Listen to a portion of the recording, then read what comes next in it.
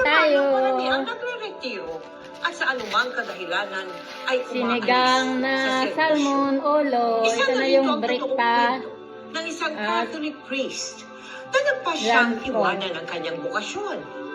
Bakit kaya siya humantong sa ganitong Yung tartar na desisyon? dito.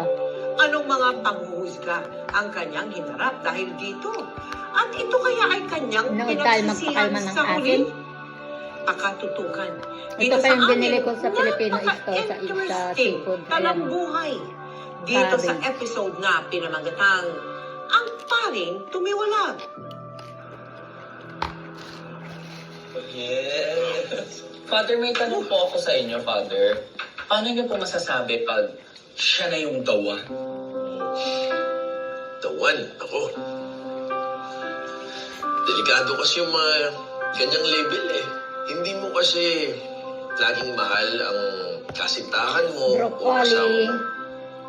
Okay, ang totoong pagmamahal Green ay beans. kung sino yung pipiliin mong mahalin. Ibang Araw-araw. klase nito Yung kasi feelings inubos ko kasi isang nagbabago sinigang. yun eh. Pero yung commitment mo, dapat hindi.